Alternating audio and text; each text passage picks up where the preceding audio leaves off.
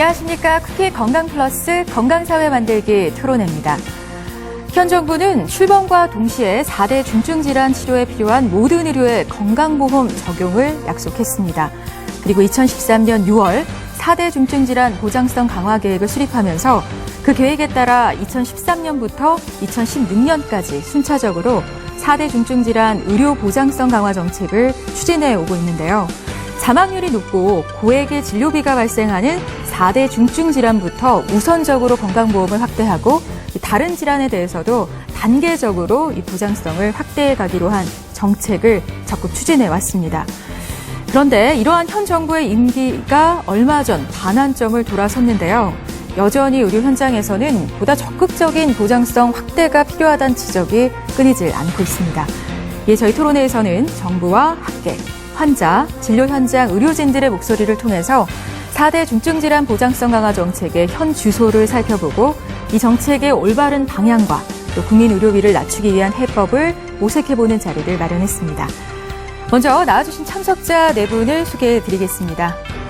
보건복지부 보험급여과 김한숙 보건사무관님 나와주셨고요. 반갑습니다. 네, 옆에는 연세대학교 보건행정학과 정형선 교수입니다. 맞은편에는 한국임상암학회 김봉석 보험위원장 함께하고 계시고요. 네, 마지막으로 환자단체연합회의 안기종 대표십니다. 반갑습니다. 네 분 모두 오늘 활발한 토론 좀 부탁드리겠습니다. 네. 우리 정부의 보건의료 정책 기조 중 가장 대표적인 것이 건강보험 보장성 확대일 텐데요. 그 대표적인 정책이 바로 4대 중증질환 보장성 강화 정책입니다. 본 논의에 앞서서 시청자들의 이해를 돕기 위해서 4대 중증질환이란 어떤 질환을 말하는지 먼저 설명을 좀 해주셨으면 하는데요. 어떤 분께서?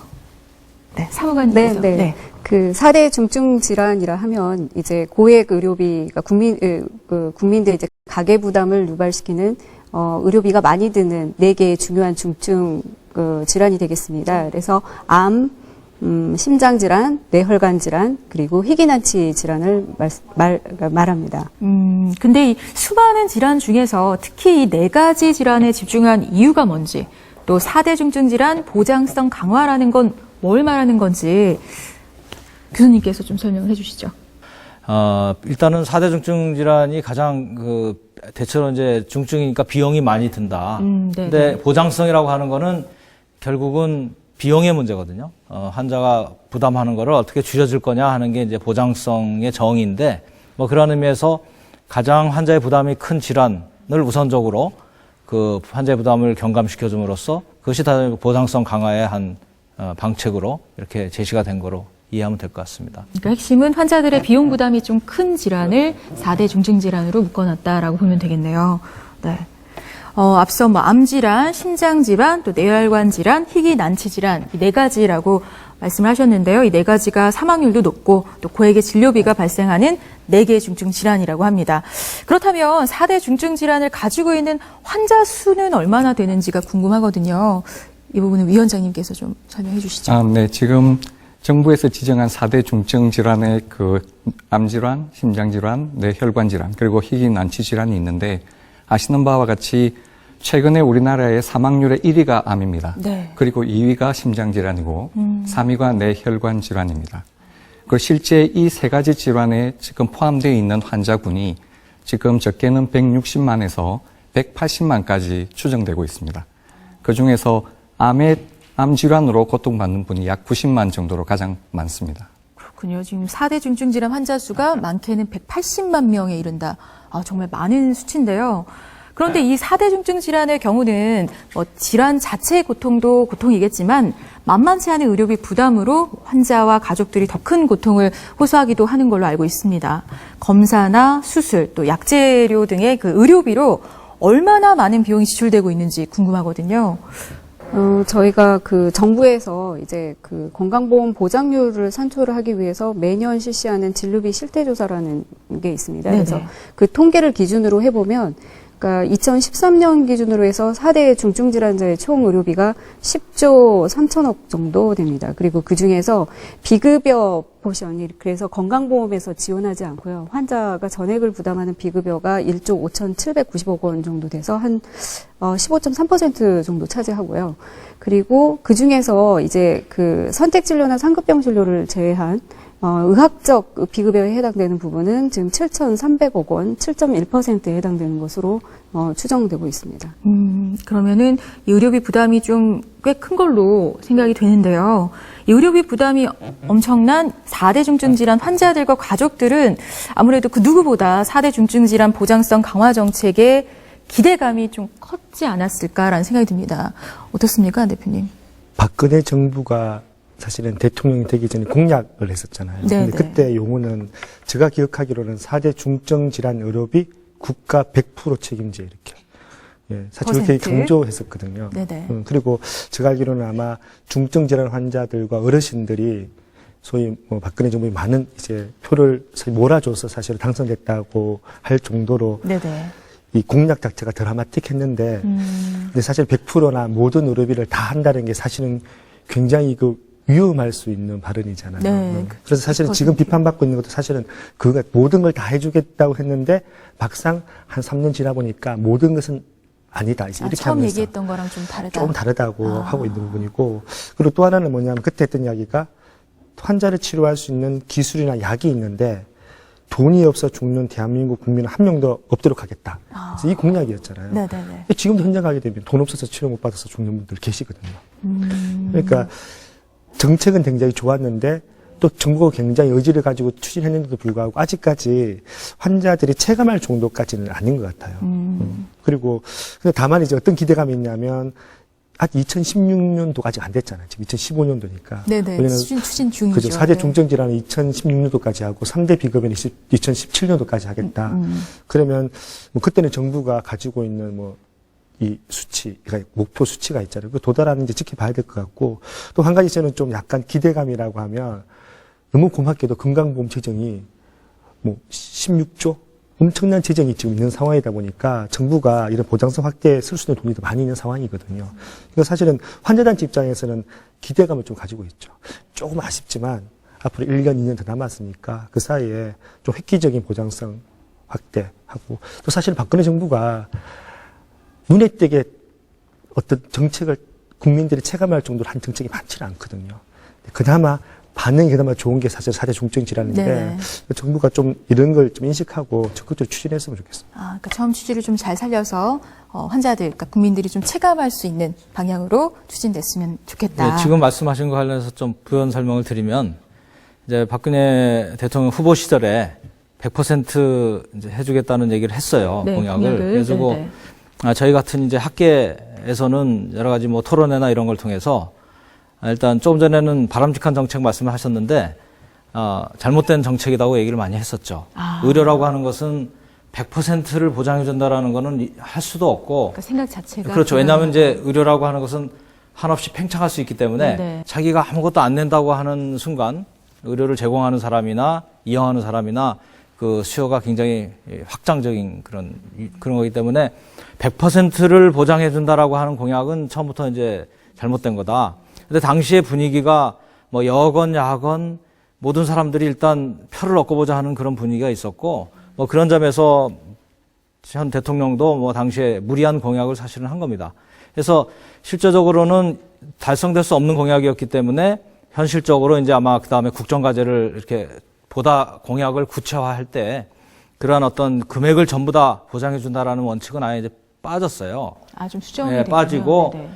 할 수 있는 범위에 모든 범위 그 급여를 할 만한 것들을 넣겠다 하는 정책으로 수정이 돼서 이제 그걸 목표로 해 갖고 진행을 하는 것이고, 어차피 이제 어떤 후보가 되든 그렇게 무상의료라든지 전액을 보장해 준다라는 그런 원칙은 앞으로도 공약상에서는 해서는 안 되고 지키기 힘들기 때문에, 지키기 힘든 게 아니라 같이 지킬 수 없는 거기 때문에, 다만 지금 말씀하신 대로 부담이 큰 사람들에서 어떻게 부담을 줄여줄 것인가 하는 구체적인 안으로 우리가 앞으로는 이제 승부를 하고 정책을 내세우고 지키도록 이렇게 해야 될 겁니다. 네, 그러니까 100% 동의하시죠? 우리? 예, 아니, 저도 아까 4대 중증 질환의 건강보험 보장성이 왜 중요하냐라고 이야기했는데, 사실은 저희들이 예를 들어 암에 걸리면, 제가 지금 가장이잖아요. 제가 40대 중반에 가장에 암이 걸리면, 제가 치료를 잘 받아서 살아도 고액의 치료비나 이런 것 때문에 사실은 또 간병 같은 문제 때문에 그러니까 저 와이프가 생계를 책임져야 되고 가정 경제엔 굉장히 그렇죠. 부담이 그리고 아이들은 되죠. 교육비도 제대로 못 받고 또 정서적으로 어렵고 이러다 보니까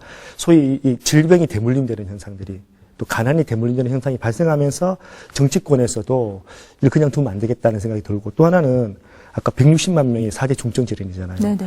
160만 명은 우리 주위에 친척 한 분이 이 4대 중증 질환이거든요. 그래서 우리가 너무 익숙해 있는 거예요. 우리 할아버지, 할머니, 삼촌, 이모가 걸렸던 질환이다 보니까 국민적 공감대가 좋았고, 저도 정 교수님 얘기 100% 동감합니다. 100%라고 하는 거는 왜냐하면 어른은 계속 발전하고 있기 때문에 100%가 될 수는 없거든요. 네네. 근데 저는 이 박근혜 정부에 대해서 많은 비판이 있지만 저는 한 가지 좀 칭찬하고 싶은 거는 4대 중증질환 보장성 확대했던 의지가 있어요, 의지가. 주위에서 굉장히 많은 비판들이 있었거든요. 아까 100% 하겠다는 거 왜 네, 너무 지금 이렇게 하냐. 무리수였고. 이렇게 함에도 불구하고 처음부터 지금까지 꾸준하게 보장성 확대를 해오고 있어요. 근데 저는 이제 앞으로 인정을 더 봐야 된다. 네. 이제 정권 말기에 또 안 할 수가 있기 때문에 좀 지켜봐야 된다. 그래도 꾸준히 추진하고자 하는 그 의지가 있다는 거 정부가 예. 그 부분은 굉장히 큰 기대감으로 바라보고 계시는군요. 네. 사실 이렇게 네. 정 교수님 말씀과 그리고 안 대표님 말씀에 좀 부연 설명을 좀 드리겠습니다. 네네. 예. 그 공약상은 정확하게는 이제 100% 국가 보장이라는 표현이었는데 원래 그 공약의 내용 자체가 굉장히 여러 해석이 가능한 내용이었기 때문에 아마 그 초반에 그 불필요한 논쟁이 있었던 것 같고요.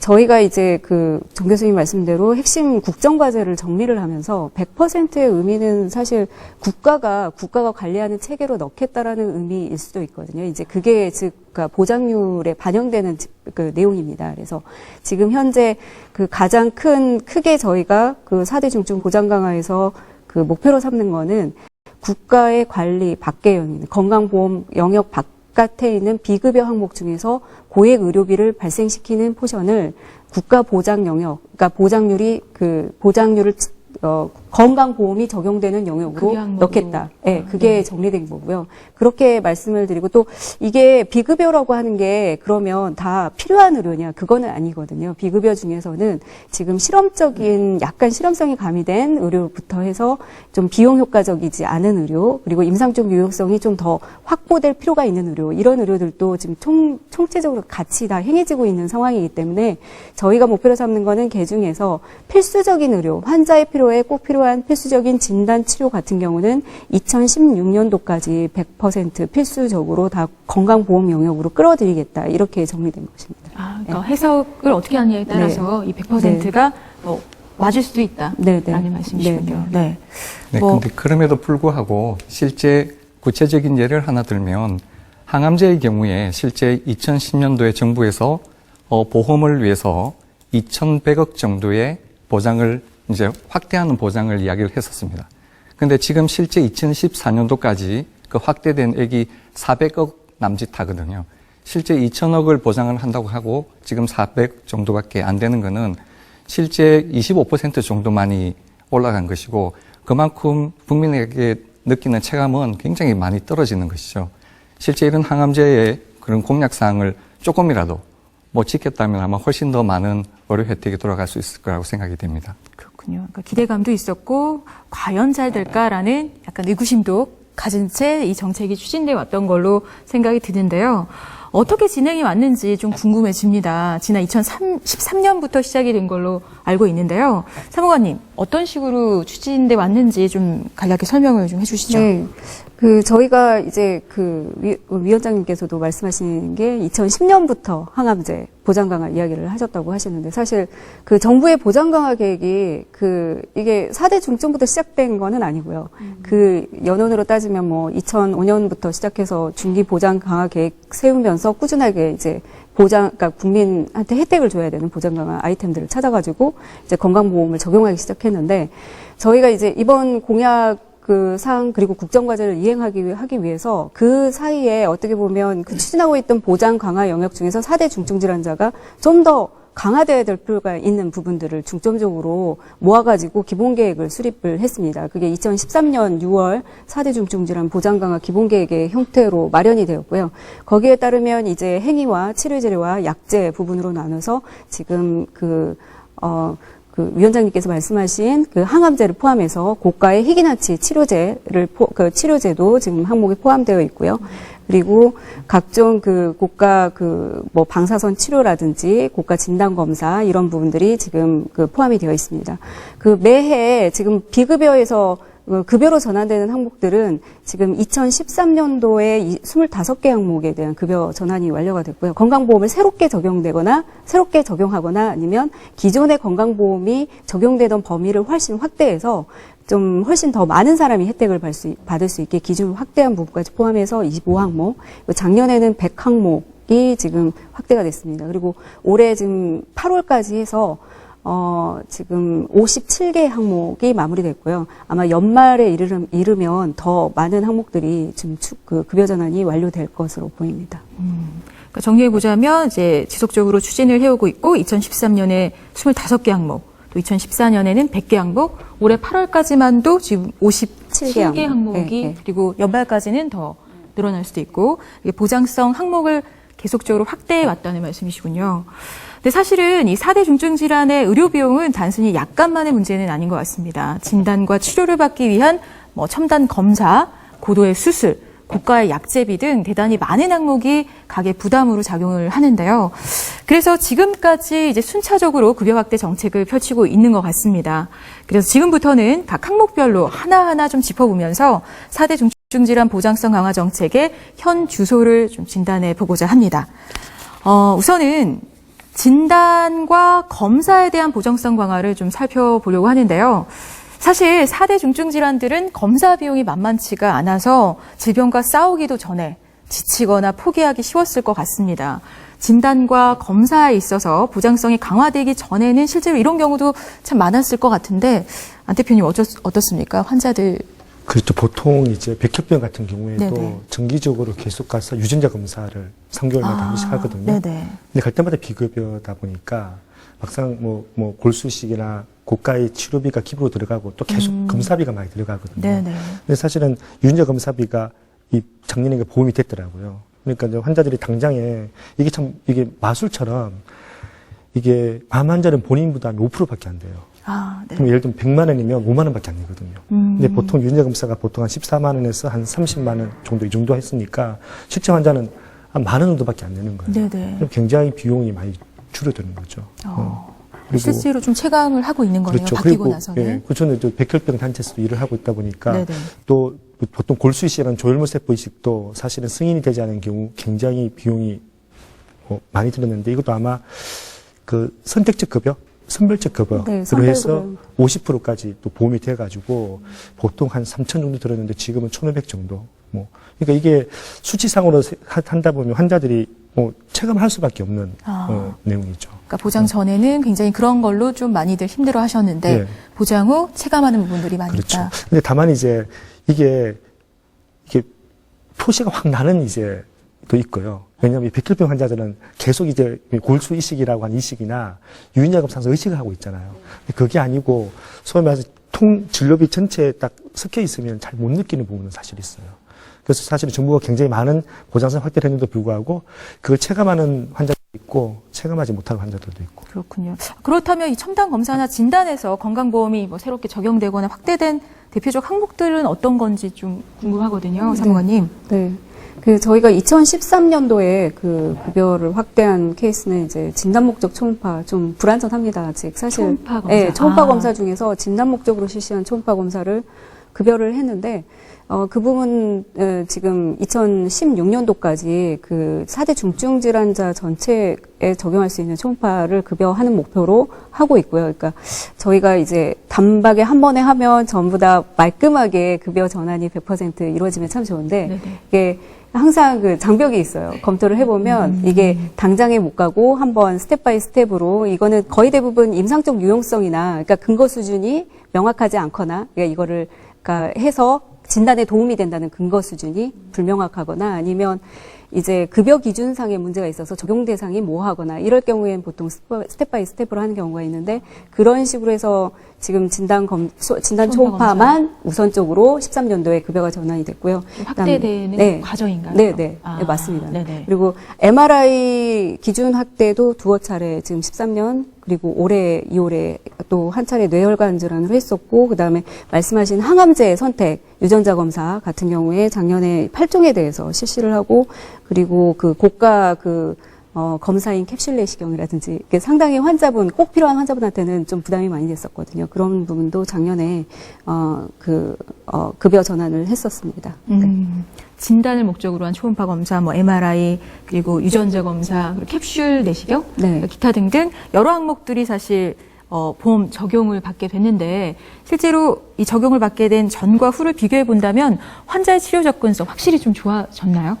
교수님 이제 현장에서 느끼실 것 같아서 현장 얘기 듣고 싶어서요. 저는 이제 정책적이니까 임상 현장은 아닌데 다만 아무튼 그 제반 사항들이 이제 확대가 돼서 당연히 그 피부적으로 느끼는 그런 체감 현상이 이제 있는 건 당연히 사실이고 다만 이제 가장 현 정부가 들어와 가지고 마침 아까 말한 100% 보장이니 이런 논란은 있지만 굉장히 이 보장성 강화에서 일단 좀 잘한 부분이 있다 그러면 지금 말씀한 이제 이전 같았으면은 이거를 급여를 해주게 되면은 전체 국민을 대상으로 해가지고 그 다음에 입원 같으면 20%, 암 같으면 5% 이렇게 확 내려와야 되거든요. 그러니까 본인 부담이, 그러니까 그 말은 역으로 전 국민을 대상으로 80%를 전부 95%를 공단이 부담해주는 그런 부담이 있어요. 그렇기 때문에 사실 급여를 하느냐 마느냐 이 경계선에서 굉장히 고민을 하고 확대가 늦어지는데 다만 이번에 이제 선별급여라고 하는 용어는 좀 적절한지 모르겠습니다만은 아무튼 조금 그 부분들의 논란이 있더라도 일단 급여권에 끌어들이고 다만 지금 100% 전액을 환자가 부담하던 것을 좀 50%라도 20%까지 이렇게 내리진 않더라도 이렇게 하는 그런 정책을 쓴 거죠. 이제 그게 여러 가지 장점이 있는데 여러 가지 이것이 과연 적용해서 과연 좋은 거지에 대한 테스트도 할 수 있는 것이고 정책 당국이나 보험의 입장에서 볼 때도 그 많은 재정을 한꺼번에 갖지 못하더라도 일단 급여 확대를 할 수 있다는 그런 장점이 있어요. 그래서 이와 같은 사고방식이나 정책의 어떤 방향성을 바꿔놓은 것이 굉장히 이제 보장성 확대에 도움을 주게 됐고 그래서 많은 것을 할 수 있겠다는 생각이 들게 되는데 다만 이제 그 과정에서 지금 나중에 얘기될지 모르겠습니다만은 왜 하필 4대 중증만이냐. 기타 질환들도 많이 있어서 돈 많이 들어가는 신장투석에는 많이 있는데 왜 이것만이냐 하는 논란은 아직도 있습니다. 그거에 대한 해석을 지금 정부는 그래도 이게 상당히 부담이 큰 질환이고 그리고 모든 것을 한꺼번에 할 수 없기 때문에 일단 스텝 바이 스텝으로 나간다는 점에서 일단 받아들여지고 있는 그런 상황인 거죠. 그렇지만 이 정책을 한없이 4대 중증 중심으로만 갈 수 없기 때문에 이 부분들에 대한 어떤 확장성은 빨리 검토를 해야 될 그런 상황이라고 해석을 할 수 있을 것 같습니다. 그러니까 분명히 환자들의 치료 접근성은 좋아졌고 그렇죠. 그렇지만 그리고 이제 순차적으로 진행되고 있는 특히 이제 암 환자들이 그걸 피부로 느끼게 되는 거죠.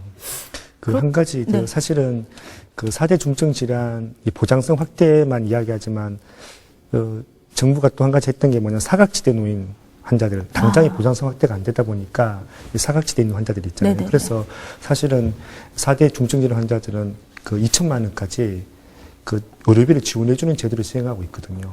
사실은 2천만 원이면 굉장히 큰 돈이에요. 네네. 왜냐하면 사랑의 퀘스트 나가면 최고 금액이 2천만 원이거든요. 네네. 그걸 사실은 부담하다 보니까 현장에서는 굉장히 이게 보장성 확대에 대한 이건 일단은 보장성 확대에 대한 그런 시간이 좀 걸린다 하더라도 일단 2천만 원 가지고 일단 치료를 할 수 있는 환경이 있다 보니까 그래서 우리가 보통 환자 단체에서 이야기하는 게 촘촘한 이제 보장성 확대가 있거든요.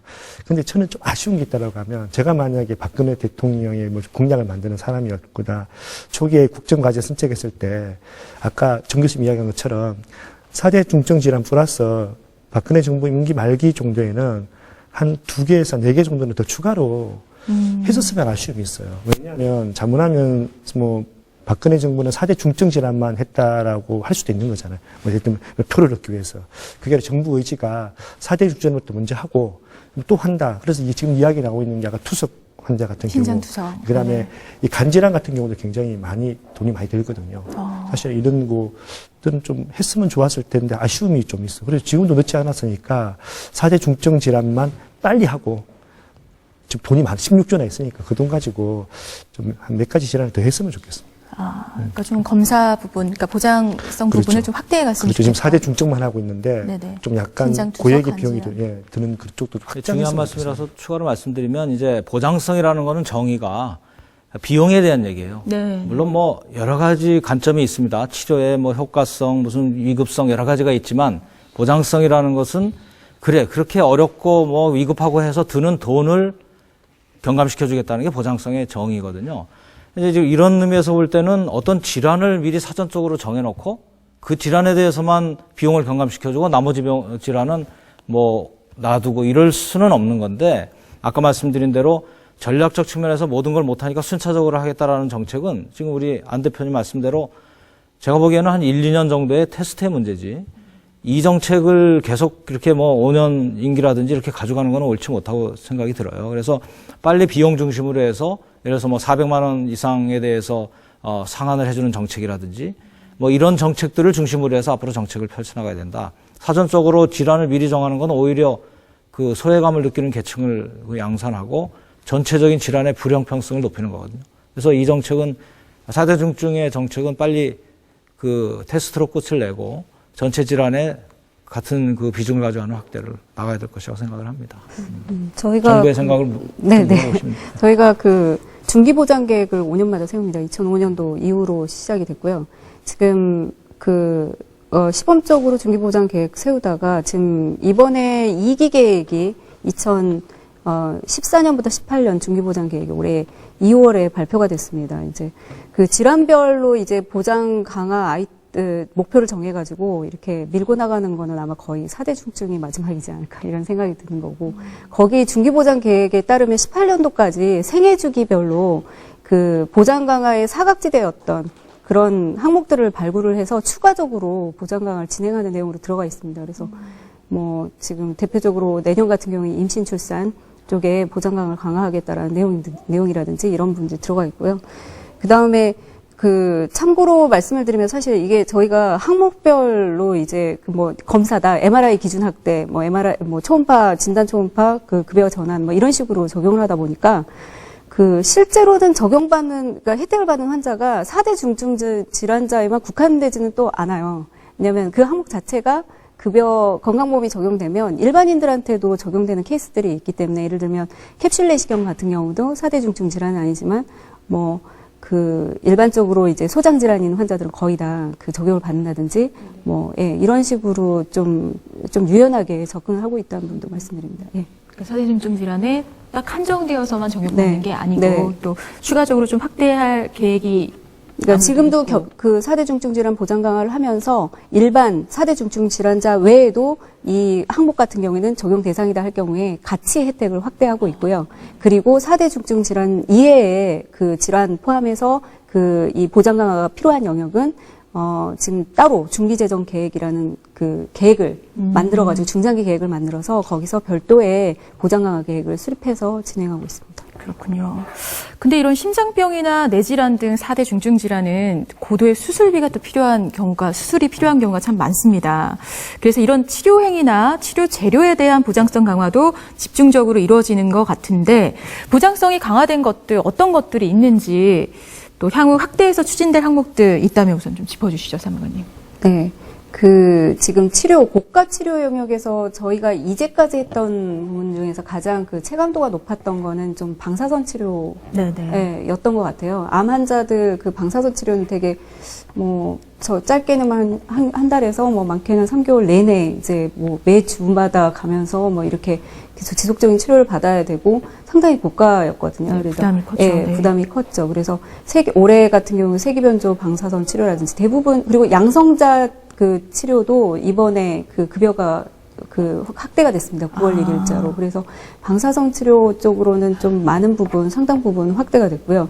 그 외에 이제 작년 올해 거치면서 이제 치료 재료나 이 수술 행위 뭐 이런 쪽으로 좀 확대된 부분은 그러니까 시술 영역인데 심장 시술에 관련된 영역들이 좀 많이 확대가 됐습니다. 심장. 예. 네. 보통은 그 심장 질환 같은 경우는 되게 다양하기 때문에 치료 재료도 좀 특화해서 나오는 경우가 많고 일부 환자만 혜택을 주는 데 비해서 굉장히 고가거든요. 아, 네네. 예. 네, 그리고 또 일부 회사 뭐 외국계 회사나 이런 데서 독점해서 들어오면서 환자 부담이 뭐 몇백만 원 이렇게 가는 경우도 있었는데요.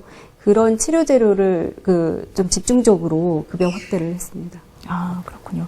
근데 어떻게 보면 이 치료 부분이 가장 절실한 부분일 것 같거든요. 근데 현재까지 추진된 이 수술 등의 치료 영역에서 보장성 강화에 푹 기대한 것에 좀 부합을 하는지 아니면 좀 미흡하다고 생각하는지 환자 입장은 어떤지 듣고 싶어요. 안 대표님. 근데 사실은 워낙 다양하잖아요. 수술이 워낙 다양하기 때문에 일단 정부 입장에서도 또 이것도 그 중에서 이제 소위 말해서 체감이 높은 것들 중심으로 하고 있다 보니까 네네. 사실은 다른 것보다 그 수술이나 이 치료 재료들은 사실은 환자들이 참 느끼기는 좀 힘들어요.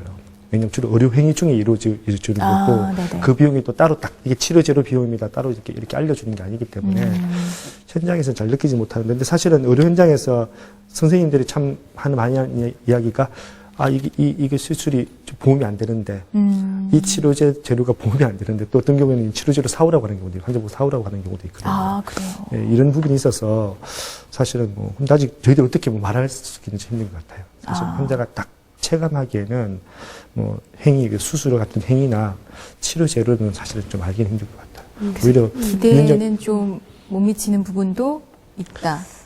좀 체감을 못 체감을 하시는 못 거는 하죠. 있는 것 같아요. 확실히 저희가 이제 분기별로 만족도 조사나 체감도 조사를 하는데요. 네네네. 그러니까 실제로 저희가 이제 이게 환자분이 아프기 전에는 병원을 다니시는 분이 아니잖아요. 그러니까 특히 심장질환이나 이렇게 뇌혈관 질환 어느 날 갑자기 터져서 이제 병원에 가게 되기 때문에 이 급여 전환 되기 전에는 얼마였는데 뭐 몇백이었는데 몇십으로 전후 비교가 안 되니까 당연한 걸로 이제 인식을 보통 하시기도 하고 하기 때문에 저희가 이 4대 중증 질환 보장 강화로 확대해서 당신이 혜택을 받았습니다라고 네네. 일일이 쫓아내면서 안내를 할 수도 없는 그런 것도 있고. 지금 저도 아까 얘기했던 방사선 치료하고 조혈물세포 이식 사실 그 정도가 사실은 현장적으로 고가라고 이미 인식하고 있는데 막상 용수를 받아보니까 비용이 저렴하니까 이거는 체감을 하고 있고 나머지는 사실은 제가 리스트를 쭉 봤는데도 불구하고 잘 모르겠더라고요. 그러니까 항목에 따라 좀 다른 거군요. 그렇다면 김 위원장님 지금 암을 다루고 계시는데 암 질환의 경우 조금 치료 영역에서 소외돼 있거나 더 좀 보장성이 확대돼야 한다라고 생각하는 부분 어떤 게 있을까요? 지금 암 치료에 있어서는 사실 굉장히 획기적인 약들이 거의 쏟아져 나오고 있거든요. 아, 네네. 최근에 유행하던 표적 치료제 같은 경우에는 사실 그 약제 값이 만만치 않습니다. 어떤 표적 치료제는 한 달 사용하는데 한 1,000만 원 정도 드는 약이 있는데 예를 들면 최근에 이제 보험이 이제 됐던 크리조티닙이라는 약이 그런 약이죠. 그러니까 전이성 비소세포 폐암에서 쓰는 약인데 이 약은 ALK라는 알크 유전자가 양성일 경우에만 쓸 수 있고 또 썼을 경우에는 그 효과가 기존의 항암제에 비해서는 훨씬 더 효과가 좋습니다. 그런데 이 예를 들면 벌써 2012년도에 세계에서 두 번째로 우리나라에 시판 허가가 났어요. 네네. 근데 실제 보험은 올해 5월 달에 났거든요. 거의 허가와 그러니까 사용은 할 수 있대 보험으로 사용할 수 있는 그 기간이 약 3년이 넘으니까 그 사이에는 여러 번 말씀이 나왔던 이야기지만 실제 돈이 없어서 시도를 못하는 사람도 생길 수가 있는 거고 또 하다가 돈이 없어서 이제 더 이상 못 쓰겠다고 하는 실질적인 의료 현실에서 보는 입장이거든요. 그래서 이런 효과가 증명이 되고 실질적으로 확립이 되어 있는 이런 약제에 대해서는 허가가 된 다음에 좀 가능한 빨리 보험이 돼서 실제 환자에게 쓸 수 있도록 하면 좋겠습니다. 효과가 있는 신약은 좀 빨리 보험 적용으로 들어와야. 네, 통계적으로 보면 외국 같은 경우에는 그런 시기가 한 1년 정도 되거든요. 그런데 우리나라 같은 경우에는 평균 한 2년 정도 됩니다. 그리고 금방 말씀드렸던 크리조틴이라는 약은 3년 5개월 동안 실제 보험 없이 사용되어 왔고 이제 올 5월부터 이제 시도가 되어 있는데 비단 이 문제뿐만 아니고 실제 개발되고 있는 항암제들이 앞으로 또 차세대 표적 치료제라고 하는 면역 항암 같은 경우에는 그 비용이 아마 지금 현재 표적 치료제보다도 한 배가 될 정도로 생각이 됩니다. 그만큼 비싼 약을 그러면 어떻게 환자한테 좀 더 빨리 접근할 수 있게 하겠느냐 하는 그런 제도가 지금부터 빨리 논의되고 좀 활성화돼야 되지 않을까. 해야지 이런 암 환자한테 그런 약제들의 접근성이 강화될 걸로 생각이 됩니다. 조금 이해를 돕기 위해서 지금 하나 말씀을 드리면 아까 뭐 치료에서 그 보장성 이런 말씀을 하셨는데 우리가 이제 이쪽 분류에 의하면은 행위, 약제비, 의약품비, 치료 재료 이렇게 나눠요. 근데 그 행위라고 하는 것 안에는 이제 수술이라든지 각종 처치, 검사 뭐 이런 게 다 들어가는 거죠. 그래서 지금 말씀하신 것들 중에서는 이제 약의 얘기가 있었고 아까 치료 재료 뭐 물건을 사오라 이런 얘기가 있었다는 거죠. 그것을 행위 안에 넣을 거냐 안에 별도로 부담하는 거냐 이런 또 구분도 있고요. 그래서 이제 각각을 따로 생각해야 되는데 일반적으로 눈에 띄는 어떤 약이나 치료 재료나 이런 것들은 뭐가 안 해주다가 해주면 굉장히 느끼게 되는 거고 지금 말씀하신 대로 그 의약품이 이제 그런 대표적인 케이스인데 또 한 가지 이제 양면성이 있는 거죠. 지금 말씀하신 대로 참 새로운 신약이 나왔으면은 효과가 확인이 되면은 이걸 해주면 참 좋겠는데 양면성이 있는 거는 그런 약들이 계속 나오고 그 가격들이 되게 고가로 이렇게 나와 있고 그 약을 하나 해줌으로 인해서 진짜 필수적인 어떤 약들을 받아야 될 분들의 재정이 안 되는 그런 경우들이 있어요. 그래서 이 부분들은 경계선에는 물론 그 많은 이제 고민을 해가면서 이걸 해주게 되는 거죠. 그래서 이런 거를 위한 여러 가지 기전들이 있어서 과연 우리나라에서 약을 지금 우리 의사 선생님 위원장님 말씀대로 굉장히 과연 이렇게 안 해주는 편이냐 아니면 너무 잘해주는 편이냐에 대해서 또한 논쟁이 많이 있어요. 그러니까 결론이 나 있는 건 아니고 굉장히 잘해주는 그런 것이라고 또 하는 사람들도 있거든요. 그래서 그 근본적으로 100%가 안 된다고 했던 원인 것들이 바로 이건데 이런 것들이 무한히 있을 수가 있기 때문에 이것들을 뭐 4대 중증이라고 해가지고 전부 그 해주겠다라고 하는 공약이 나오게 되면 이게 무슨 문제가 생기냐면은 암 환자들 같이 정말 지푸라기라도 잡을 사람들의 입장에서는 아 조만간 이걸 우리 모든 약을 해주겠구나 하는 기대감을 가지게 되는 거죠. 그렇지만은 정책적인 측면이나 여러 가지 다른 환자들과의 관계 속에서 생각할 때는 그렇게 신약이 나왔다고 해서 바로바로 해줄 수 있는 상황은 아니거든요. 여러 가지 판단, 우리가 경제성 평가라든지 뭐 이런 거를 하면서 해야 되기 때문에 그런 우선순위 속에서 또 이루어지는 측면이 있다는 것. 그래서 그 임상을 하시는 분이나 환자 입장에서의 그 필요성에 대해서 충분히 반영해서 정책 당국에서도 되도록이면 급여화를 하려는 노력을 해야 되지만 그렇지 않은 그 보험 재정의 문제라든지 다른 환자와의 관계라든지 이런 거를 생각해서 이 약을 필요로 하는 환자도 있지만 또 새로운 이 약을 필요로 하는 환자도 있는 거기 때문에 그런 그 경중을 고려해 가면서 정책이라는 게 이루어지는 측면을 같이 이해하지 않으면 왜 저거 다 해줬으면 좋겠는데 안 해줄까 이런 생각을 하게 되는 거죠. 네. 네. 저도 하고 싶은데 제가 먼저 좀 해야 될 것 같은데. 네. 대표님 먼저 말씀해 주세요. 저는 생각이 좀 다르거든요. 네, 맞습니다. 왜냐하면 저는 어쨌든 환자단체 일을 하고 있지만 건강보험 재정 정말 소중한 재정이잖아요. 왜냐하면 이게 잘못 쓰이면 결국 우리가 암 환자 당사자가 피해를 보는 거기 때문에. 근데 저는 이제 요즘 학자들이나 좀 이 정부 쪽에서 이제 항암제 같은 이야기 할 때 옛날 이야기를 좀 하는 것 같아요. 옛날 이야기요. 지금 달라진 게요. 정말 항암제가 좋아졌거든요. 옛날에는 이 말기암 환자들이 딱 진단받으면 대부분 다 병원에 입원해서 그냥 돌아가시거든요. 근데 요즘 그렇지 않거든요. 며칠, 한 일주일 입원했다가 검사 받고 일단 퇴원해서 표적 항암제 물면서 평균 9개월 정도 이렇게 살 수, 아까 방금 크리조노프가 평균 9개월 정도 생명장 하거든요. 그럼 9개월이면 어떤 사람이 2년 사는 사람이 있고요. 어떤 사람은 몇 달밖에 못 사는 사람이 있겠죠. 근데 9개월이라는 시간이 그렇게 짧은 시간이 아니거든요. 근데 아까 이야기한 것처럼 이 크리조티닙입니다. 사실 이게 제품명이 있는데, 근데 이 약 3년이 넘게 걸렸잖아요. 평균 9개월밖에 못 사는데, 3년 동안이면 그 사이에 한 4번 정도의 사람이 다 죽은 거예요. 해당 환자들이요.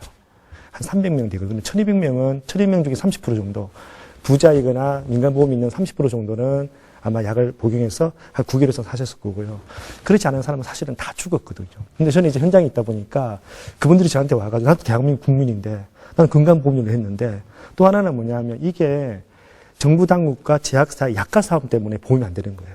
왜냐하면 필수기 때문에 보험은 해주는데 심평원이나 공단하고 제약사하고 계속 협상이 안 돼가지고 계속 3년까지 된 거잖아요. 그 사이에 있는 환자들에 대한 불만들이 있죠. 또 하나는 뭐냐면 이런 환자를 위해서 건강보험 제도가 있는 거잖아요. 사실은. 왜냐하면 효과가 별로 없는 약, 이게 아니라 효과가 확실한 약은 건강보험 재정이 확실히 빨리 보험을 해주고 지원해줘야 되는데 저는 사실 늦은 감이 있거든요. 그리고 최근의 환경이 어쩌냐면 환자를 답답한 게 약이 정말 좋아요. 근데 너무 비싸요. 우리가 생각해도 제약사가 요구하는 가격이 비싸거든요. 그러다 보니까 우리도 빨리 해달라고 말은 함에도 불구하고 정부 협상에 대해서 그렇게 막 세게 압박도 하기 힘든 상황이거든요.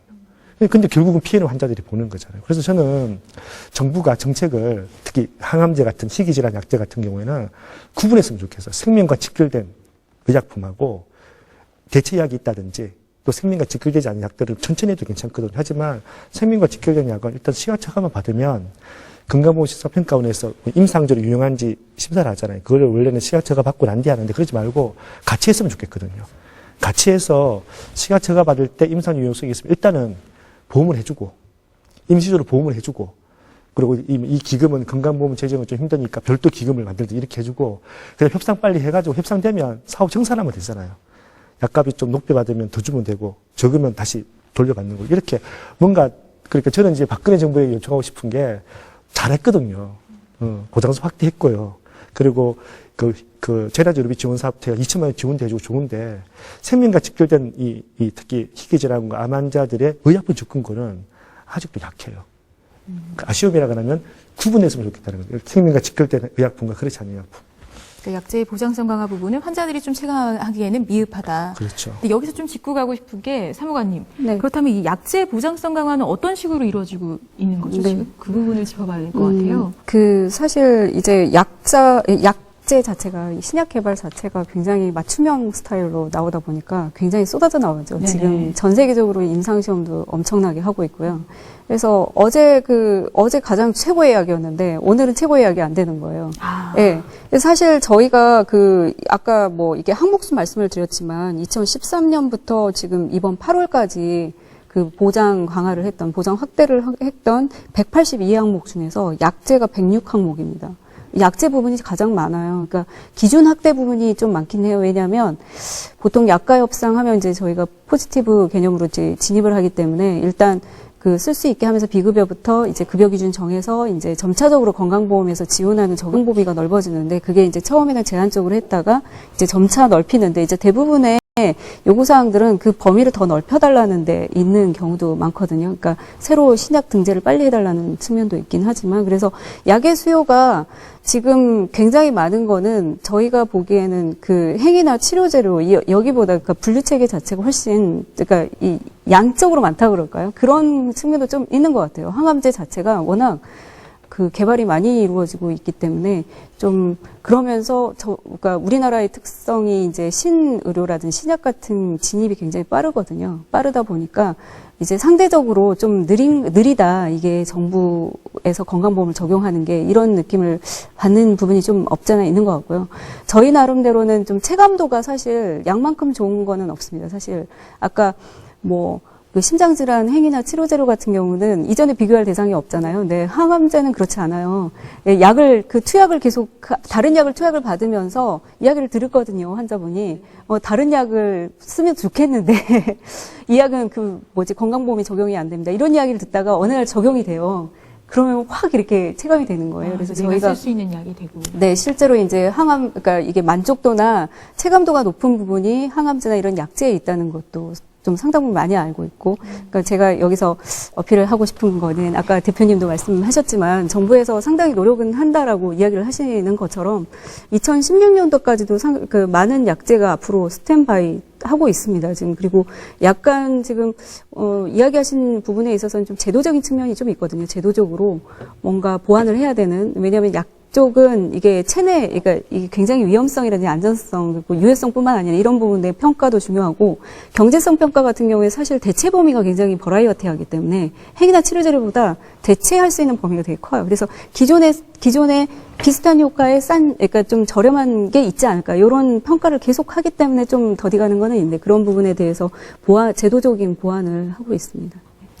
그런데 금방 말씀하신 이제 경제성 평가 특례 제도는 기존에 많은 환자를 대상으로 썼던 게 새로운 약이 나왔을 때 얼만큼 그거를 대체해서 효용이나 비용 면에서 더 나은가를 보는 거지만 지금 전에 항암제 같은 그런 표적 치료제의 경우에는 조금 전에 이야기했던 크리조티닙은 실제 우리가 항암제를 써야 되는 환자의 2%밖에 되지 않거든요. 굉장히 희귀 질환입니다.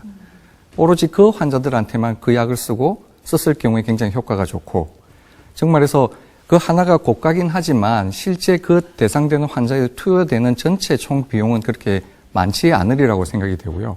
이렇게 한정된 이제 환자 수, 그리고 대체약의 업무, 이런 걸 따지자면 실제 방금 말씀하셨던 경제성 평가 특례 제도는 이런 약들에는 적용하기가 상당히 쉽지가 않습니다. 그리고 맞지도 않고요.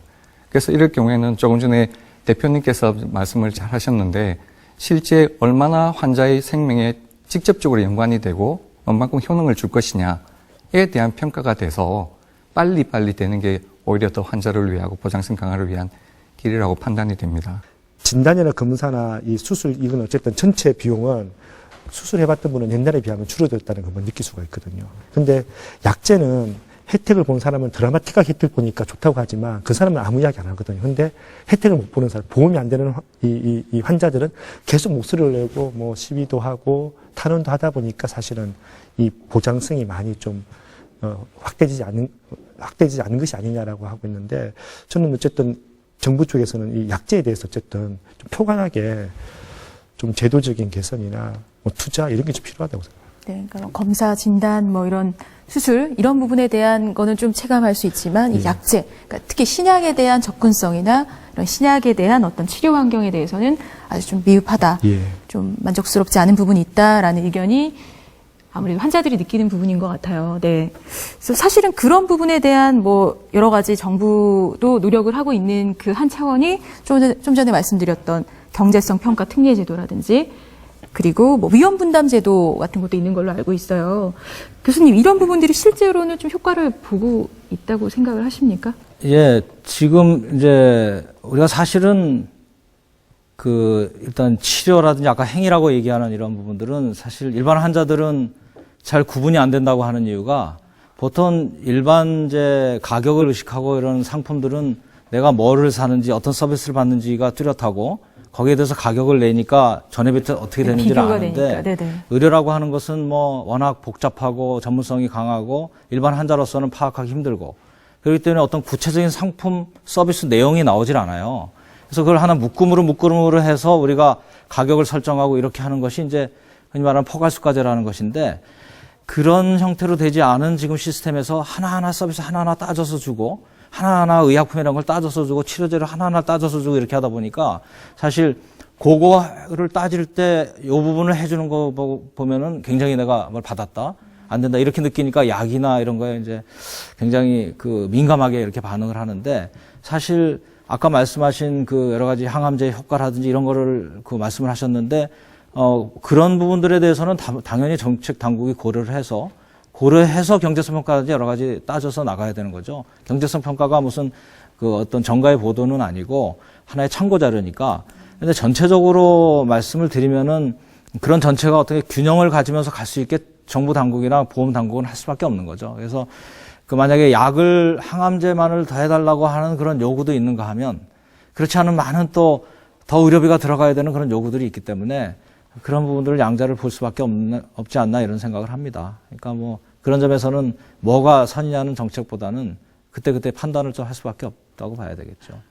네, 그럼 이런 제도들의 좀 실효성을 높이기 위해서 좀 이런 점은 보완됐으면 좋겠다. 아까 좀 전에 지금 말씀드리고 나니까 뭐 질문한 내용 중에 뭐 위험 분담 제도라든지 뭐 이런 거는 아마 이렇게 듣는 분들한테는 딱 와닿기 힘든 좀 복잡한 그런 제도죠. 그냥 약은 무슨 문제가 있냐면 아까 말한 말씀대로 신약이 새로 나오면은 제약회사들은 굉장히 고가를 붙이잖아요. 왜냐하면 개발비가 있으니까.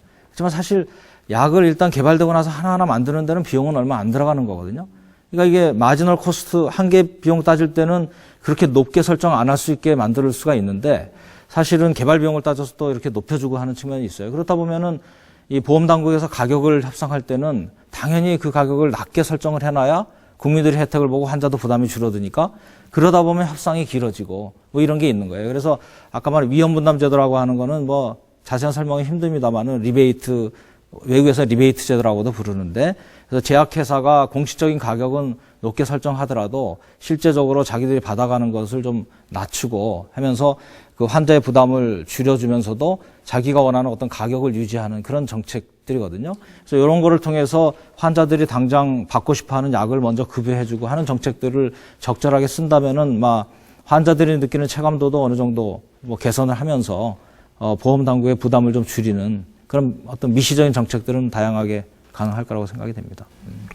네, 비용적인 측면에서 이야기하면 사실 항암제가 워낙 고가기 때문에 실제 그걸 개발한 서구 나라에서도 그에 대해서 굉장히 고민이 많습니다. 영국 같은 예를 들면 영국에서는 캔서 펀드라는 게 따로 있는 거예요. 캔서 드럭 펀드. 그러면 암 질환 펀드를 따로 정부에서 마련을 하고 있습니다.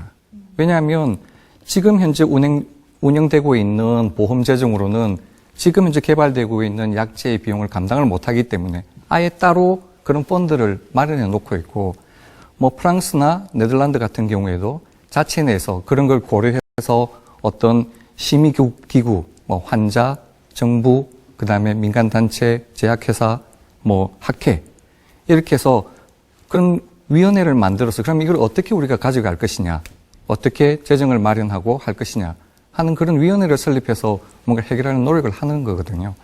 그래서 우리도 사실 이거는 사실인지는 모르겠지만 조금 전에 우리 환자단체 대표님도 말씀하셨지만 실제 과거 4, 5년 동안에 우리나라 건강심사평가원에서 약 16조 원의 재정을 갖다가 지금 확보하고 있는 걸로 지금 조사가 되고 있습니다. 실제 발표가 되어 있고. 근데 사실 건강보험이라는 거는 제가 국민 입장에서 생각해 보면 거둔 만큼 다시 나누어서 필요한 사람한테 지출을 해야 되는 건데 그걸 지금 16조 원을 확보하고 있는 거거든요. 그런 게 좋은 펀드 소스가 될 수 있을 걸로 생각을 합니다. 그렇게 해서 급박하고 그다음에 비용이 많이 들고 실제 필요한 그런 부분에 펀드를 만드는 것도 하나의 방법이 될 것이고. 예, 참고로 말씀을 드리면 제가 이제 그 건강보험공단에 재정운영위원회라고 하는 거에 제가 참여를 하고 있어요. 이제 돈이 16조라고 하는 돈이 엄청나게 크긴 하지만 1년에 지금 건강보험에서 돌아다니는 돈이 한 60조 원, 그다음에 이제 보험료만 해도 40조 원이 넘거든요. 그러니까 이제 한 달에 한 4조 원 정도가 이상이 지출이 되고 이렇게 하는 거라서 한 서너 달치인데, 물론 안정적으로 운영되기 때문에 16조라는 돈이 한꺼번에 나갈 일은 없습니다. 근데 사실은 이 돈이 보장성 강화 조금만 해도 금세 나가는 돈이면 분명해요. 4달치 해당하니까. 그래서 이거를 가지고 그 어떤 보장성 강화를 이렇게 올린다는 것은, 보장성 강화라는 건 한 번 하면은 누적돼 있기 때문에 맨날 이렇게 가잖아요. 그러니까 금액이 이제 엄청나게 클 수도 있고. 이 돈이 실제 어느 날 많이 되고 어느 날 적게 그친 게 아니고 거의 매년 4조 정도씩 계속 누적돼 왔고요. 올해도 지금 예상되는 게 한 4조 정도 됩니다. 그러면 이 계속 남는 그 돈에 대해서 그럼 앞으로 어떻게 그러면 이걸 어떻게 건강보험의 확대를 위해서 사용할 건지에 대한 계획이 구체적으로 지금 정도면 이제 마련이 되고. 네, 맞습니다. 해야 되지 않을까 그런 생각을 하거든요. 동의합니다. 그 말씀에 대해서 제가 공식적인 입장을 말씀드릴 입장은 아니지만 아까 말씀드린 대로 건강보험료의 형평성 개선을 위해서도 한 몇 조가 들어가야 될 거고, 지금 말씀하신 대로 나머지 부분들은 대부분 다 급여의 확대를 위해서 써야죠. 급여를 위해서 모은 돈이기 때문에 급여를 확대 써야 된다는 그 기본적인 말씀에 대해서는 동의를 하는 거죠. 근데 이제 다만 어느 정도는 건강보험의 안정적인 운영을 위해서 누적된 금액이 몇 조 정도는 항상 운영되어 왔기 때문에 그 부분을 제하고 나머지 중에서 보험료에 대한 부분을 제하고 나머지 부분들을 아까 말씀드린 대로 그렇기 때문에 무슨 어떤 특정한 것에라는 것이 아니라 전반적으로 우선순위에 따라서 그것을 써야 되는. 그래서 이제 정부가 제가 할 말씀은 아니지만 아마 얼마 전에 그 중기 보장성 강화 계획이라고 그래가지고 그 한 4년, 5년 계획을 제시를 했어요. 그러니까 아마 그 부분에 대해서는 정부 측에서 아마 말씀을 하실 수 있을 것 같은 생각이 듭니다. 네, 그 4대 중증질환 보장 강화 계획만 해도 지금 2016년까지 연간 2조, 그러니까 총 신규 금액이 2조 7,800억 정도가 소요될 예정이거든요. 그래서 연간 지금 새로 투입되는 재정 규모만 해도 7천억 정도 돼요. 그러니까 만만치 않은 액수고요. 그다음에 중기보장 그 계획 1418 저희가 2014년부터 2018년까지 차근차근 진행될 중기보장 강화 계획도 지금 말씀하신 누적 적립금을 활용해서 이 보장 확대를 하겠다는 내용으로 지금 추진하고 있는 겁니다. 네.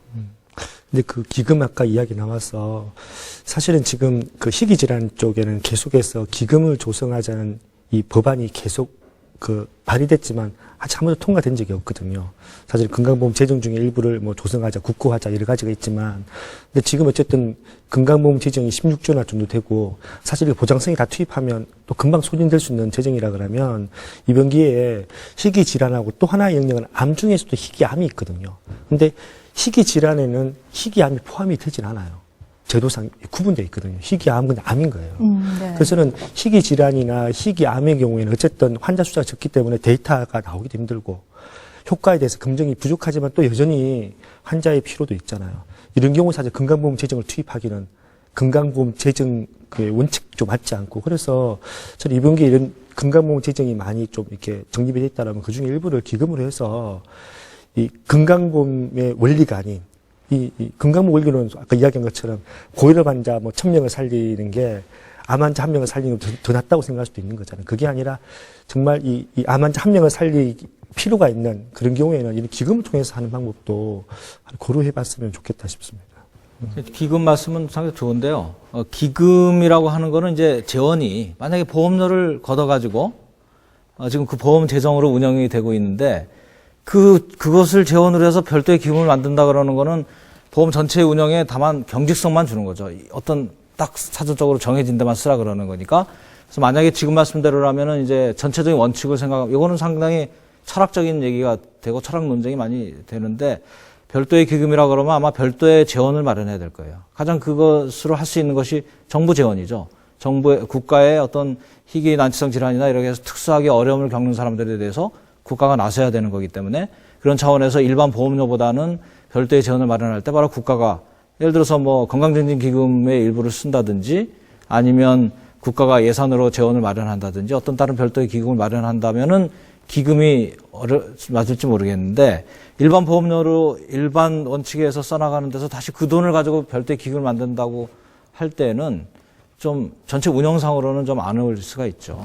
예. 저희가 그 약간 히스토리를 좀 설명을 드리면, 지금 대표님 이야기하시는 희귀난치 질환법은 지금 국회에 계류 중입니다. 그러니까 계속 그 국회에서 논의 중인데, 그 법의 중요한 내용 중에 기금에 관련된 사항이 들어가 있고, 계속 그 내용은 이제 국가 예산으로 기금을 조성해서 희귀난치 질환자들한테 지원한다는 내용이 들어가 있는데, 그 보험 재정에서 이제 그 사실 그 요양급여의 형태로는 그런 그 재원을 쓰기는 굉장히 어렵고요. 그러니까 저희가 요양급여는 이제 현물급여 형태로 이루어지는데, 이제 그게 아니라 보장비 성격이나 아니면 다른 부가급여의 형태로도 가능하느냐라는 질문을 받고는 있어요. 저희가 희귀난치 질환에 대해서는.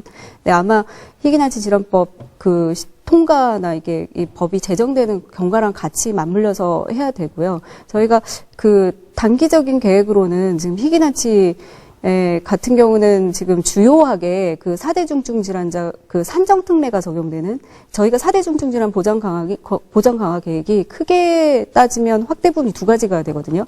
급여를 확대하는, 요양급여를 확대하는 내용하고, 또 한 가지는 대상자를 확대하는, 저희가 이제 기본적으로는 4대 중증 질환자를 정의 내리는 게 산정 특례가 적용되느냐 요걸로 보기 때문에, 이 산정 특례 부분은 지금 그 희귀난치 질환 쪽에 계속 그 대상자를 확대해달라는 요구가 있었거든요. 그래서 14년도에 그 희귀난치 질환 25종에 대해서 우선적으로 그 추가 그 지정을 했고, 이번에 바로 지지난주에 건강보험정책심의위원회를 통과를 했는데요. 12월부터는 그 선천성 심기형 12종에 대해서 확대가 되고, 내년 3월 이후에 지금 극희귀 질환이라고 해서 유병 인구가 정말 적은, 우리나라에 뭐 한 10명, 5명, 요렇게밖에 안 되는 극희귀 질환자, 그 질환 수는 정말 많습니다. 거의 저희가 검토한 숫자만 해도 한 100여 종 되고요.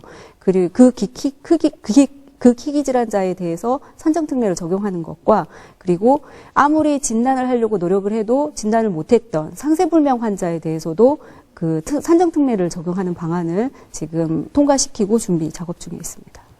희귀질환 부분에 대해서도 좀 확대 영역을 넓혀가고 네. 있는 네. 중이라고 네. 이해하면 되겠네요. 네. 네. 여기 산정특례가 좀 설명을 드리면 산정특례라는 게 그 뭐 100% 의료비를 전부 다 지원하는 거는 좀 건강보험 원리에 맞지 않다는 이야기도 계속 주시고 계신데 전 세계 어느 나라나 이게 본인 부담 비용은 비율을 정하고 본인 부담 비용은 정해지거든요. 일부라도. 그래서 그러니까 우리나라 같은 경우는 일반적으로는 그 입원 시에 20% 외래 시에는 그러니까 30에서 60%를 본인 부담 비율로 냅니다. 자기가 자기가 진료받으면서 환자분이 발생한 총 의료비에 그 일정 부분은 환자가 내는 돈이 정해져 있는데 산정특례에 해당되는 그러니까 4대 중증질환자인 암, 심혈관, 뇌혈관, 그다음에 희귀질환 같은 경우는 지금 5에서 10%가 지금 그 희귀질환만 10%고요. 나머지 질환에 대해서는 5%만 부담을 하고 있습니다. 부담이 훨씬 적게 네네. 책정되어 네. 있는 거네요. 네네. 네. 그렇다면 그 외에 4대 중증질환 보장성 강화를 위해서 좀 더 필요한 것이 있다라고 한다면 어떤 것들이 있을까요? 좀 이런 부분 의견 나누고 싶은데.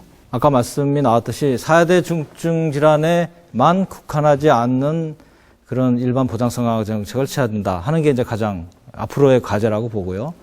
굳이 이제 4대 중증 질환도 더 해주고 싶다라고 한다 그러면 아까 그 이제 비급여라고 우리 흔히 얘기하는 일단 급여권에만 들어오면 암은 5%밖에 본인이 안 내요. 그러니까 뭐 거의 그냥 공짜에 가까운 거죠. 거의 공짜에 가까운 거고 다만 이제 문제는 암에 걸렸는데도 기타 아까 말한 뭐 항암제가 적용이 안 된다 그러면 1,000만 원이라도 자기가 다 낸다든지 아니면 그런 치료재료가 어떤 무슨 뭐 고가의 치료재료가 있다 그러면 낸다든지 아니면 그 치료 서비스는 그렇게 많지는 않더라도 뭐 검사나 이런 데서 더 많이 내야 돼. 그런 것들이 있기 때문에 그런 걸 최대한 그 급여권 안에 끌어들이는 그런 노력들이 아마 이제 나머지 보장성 강한데 제가 보기에는 우선순위 면에서는 4대 중증 질환 이외의 질환에서도 고가의 비용에 대해서 이제 줄여주는 쪽이 더 우선순위가 가야 될 것이고 뭐 그런 점에서는 전체적으로 얘기한다면 비급여로 남아있는 부분들을 최대한 그 판별을 해서 설령 그 본인 부담을 뭐 20% 30%밖에 안 하는 걸로 줄이지 못하면은 50% 70%를 하더라도 대부분 판단을 해서 그것을 급여권 안으로 끌어들이는 작업들 뭐 이런 것들이 그 다음에 우선 해야 되는 정책이라고 봅니다. 우선순위라고 보는 거죠. 네, 의료계 입장에서 보면 지금까지 나왔던 이야기 말고 지금 암을 포함한 중증 질환에서 지금 전 세계적으로 사실 약이 개발되기 위해서는 임상시험이 굉장히 중요하고 필히 해야 되는 이야기인데 그 임상시험을 국내에서 좀 활성화할 수 있는 방법도 굉장히 중요하다고 생각을 합니다. 그러니까 최근에는 환자들도 실제 자기가 임상시험에 들어갈 수 있는 그런 기회가 있는지를 오히려 역으로 물어보기도 하거든요. 그리고 실제 대만 같은 경우에는 외국에서 개발된 약이라 하더라도 대만 자체 내에서 임상시험을 하게 되면 그 약제에 대해서 인센티브를 주고 있는 제도도 있고요. 또 우리나라에서 이런 신약에 대한 임상시험이 활발하게 되면 또 실질적으로는 환자에 대한 기회도 되는 거거든요. 그래서 그런 부분에 있어서는 임상시험을 좀 활성화하고 또 기존에 있는 약제라 하더라도 사실 공익적 임상시험에 대해서는 좀 그 수용 능력을 좀 넓혀서 보험에 적용하는 방향도 좀 요청드리고 싶은 부분입니다. 그러니까 임상실험 활성화 방안에 대해서 얘기를 해주셨는데 이게 실제로 환자나 의료계 모두에 좀 도움이 될까요? 어떻게 생각하십니까? 그러니까 이게 임상시험이 약간은 주지하고 맞는지 솔직히 저도 좀 잘 모르겠지만 하고 싶은 이야기가 너무 많기 때문에 임상시험에 대해서는. 네네네. 지금 서울시가 아마 제가 알기로는 재작년까지 2등이었는데 세계에서 임상시험을 가장 많이 하는 도시로 2등이었는데 네. 올해인가 1등으로 네. 바뀐 걸로 알고 있거든요. 네. 실제로 많이 이루어지고 있는 예. 거고. 우리나라에서 많이 한다면 다국적 제약회사들의 임상시험의 장이라고 표현을 하는 정도. 그래서 어떤 학자께서는 이걸 좀 이렇게 자랑할 게 이렇게 주장하신 분도 계셨는데 자랑할 내용은 좀 아닌 아니에요. 것 같아요. 임상시험이 많다는 거는 자랑할 내용은 아닌 것 같고 그만큼 임상시험을 하기 쉬운 환경이라는 거거든요. 그로 인한 어떤 혜택 같은 건 없는 건가요? 임상실험이 그렇지는 이루어졌을 않습니다. 때. 이게 임상시험이라는 게 하기 쉬운 장소이기 때문에 임상시험을 많이 하는 게 아닙니다. 그건 아니고 있는데 일단은 그만큼을 할 수 있는 임상적 능력이 되고 그렇지만 중요한 건 뭐냐 임상을 쉽게 할 수 있습니다. 그래서 지금 이제 우리 환자단체에서는 임상시험에 대한 두 가지 임상시험 정보에 대한 알 권리. 왜냐하면 임상시험 정보를 그냥 대공개적으로 돼 있는 게 아니라서 그냥 병원에서 이제 정보를 접한 사람만 가고 접하지 못한 사람은 못 가거든요. 네네. 이런 부분이 또 하나는 뭐냐면 임상시험 참여자 또 피험자라고 보통하죠. 참여자의 권리가 제대로 보장이 안 돼 있어요. 그래서 그래서 임상시험 하러 가게 되면 뭐 공개적으로 설명을 한다는 게 아니라 주로 진료실에서 의사가 권유를 하고 그리고 권유하면 거절하기 쉽지가 않아요. 그리고 중간에 임상시험 쭉 하다가 부작용이 생기면 안 할 수도 있어야 되잖아요. 네네네. 근데 안 하기도 쉽지 않아요. 중간에 빠지기도 좀 탈퇴 쉽지 않고. 자유가 사실은 아직까지 완전히 권리로 보장돼 있지 않아요. 그래서 저희 환자단체에서는 임상시험이 많은 건 왜냐하면 최근 임상시험은 옛날과 달리 검증된 임상시험을 해요. 그래서 환자들이 혜택으로 많이 보고 있거든요. 근데 반대로 중간에 임상시험은 자기의 몸을 이 제약 발전에 소위 사용하는 거잖아요. 그러면 그에만 권리 보장이 되는 권리 보장은 사실 그렇게까지 돼 있지 않아요. 그래서 우리나라에 뭐 피험자 센터도 많이 대학병원에 만들어져 있지만 사실 저희들 환자단체도 아쉬운 게 또 환자단체와 같이 환자들의 욕구, 의견 같은 거 좀 묻고 이러면 좋은데 지금 많이만 하게 돼 있어가지고. 근데 반대로 임상시험이 정부에 알 권리에 대한 욕심이 많은 게 뭐냐면 왜 우리는 좀 지방에 있고 또 다른 병원에 있기 때문에 이 정보를 왜 모르냐. 이런 임상시험이 진행되고 있음을 시각체에 있는데 들어가도 몰라요. 일단 환자들은 들어가 찾기도 힘들고요. 임상이 공고가 돼 있지만 그게 의학적인 공고라서 환자들이 내가 이거 대상인지 알지도 못하는 부분이 있거든요. 그래서 우리는 임상시험 정보에 알 권리하고 임상시험에 참여하고 있는 환자들의 권리 이게 좀 보장되는 환경이 좀 필요한 것 같아요. 좀 기분이 죄송한데 아니요, 충분히 뭐 자유롭게 이해가 됩니다.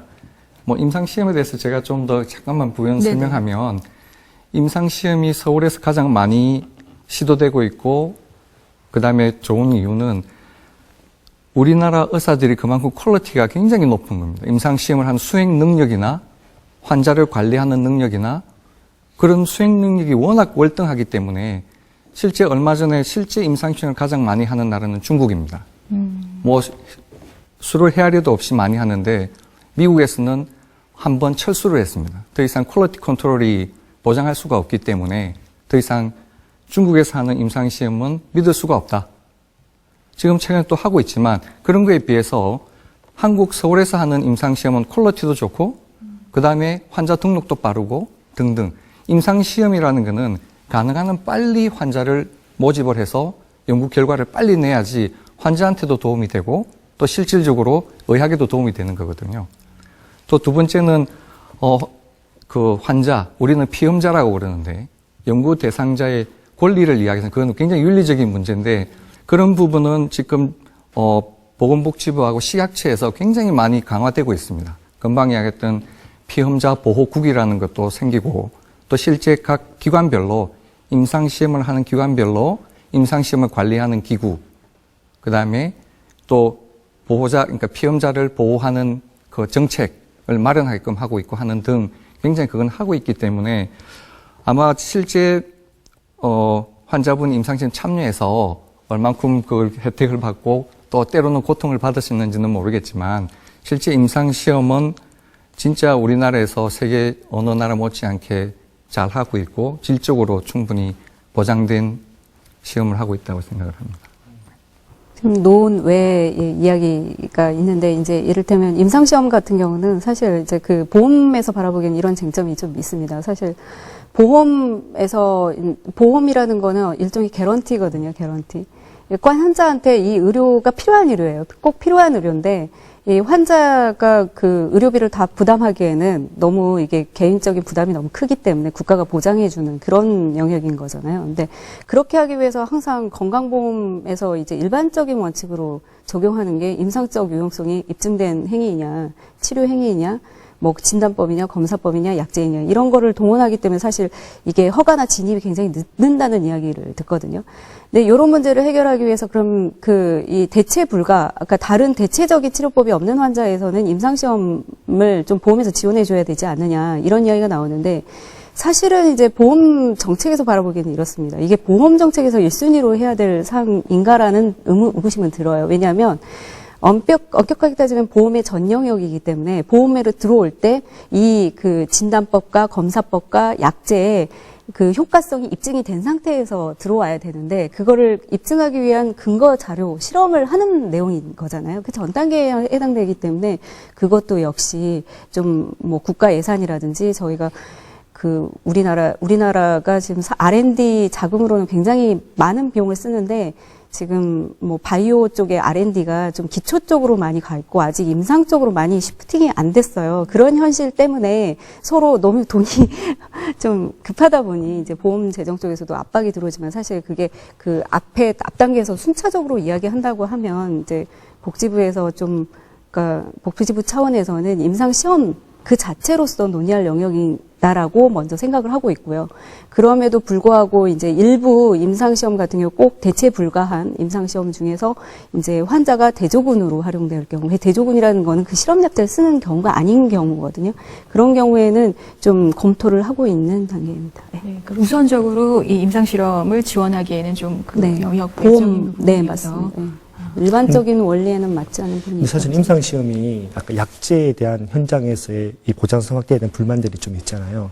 근데 이 불만들의 일부를 사실은 임상시험이 해소해주고 있는 것도 사실이거든요. 네네. 그런 기회를 통해서 좀 그렇죠. 어쨌든 환자는 똑같은 약인데 그 성분이 아까 이야기했던 성분명이잖아요. 제품명은 좀 다르지만 네네. A라는 이 회사가 있지만 B라는 회사에서 임상시험을 하고 있다. 근데 성분이 똑같으면 여기서는 무료로 참여할 수 있잖아요.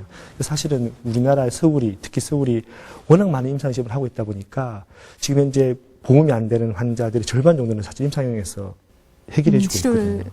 받고 있는 예, 셈이군요. 해주고 있습니다. 그래서 저는 김 교수님께서 윤영기 이야기를 충분히 이게 공감이 가는 게 지금 나오는 신약들은 대부분 다 좀 검증된 외국에서 검증된 약들이 들어오다 보니까 사실 임상시험에 대한 환경에 대한 이야기를 좀 하는 것 같고요. 근데 그걸 건강보험에서 해달라는 것의 의미가 정확히 뭐죠? 왜냐하면은 그거는 환자들도 거기에 대해서 돈을 내는 거 아니잖아요. 예, 그렇죠. 근데 무슨 보험에서 그걸. 그러니까 보험에서 아마 이야기하는 거는 지금 이야기하는 거는 임상시험이 아니라 방금 이야기했던 피험자 부분 이야기하시는 거 아닌가? 예를 들면 김한수 사무관님도 말씀을 하셨지만 실제 비교 임상을 하게 되면 표준 치료를 기본으로 하죠. 이 표준 치료보다 새로 개발된 약이 더 좋다. 대조군에 대해서 얘기하는 겁니다. 네네. 대조군은 표준 치료를 하는 거잖아요. 네.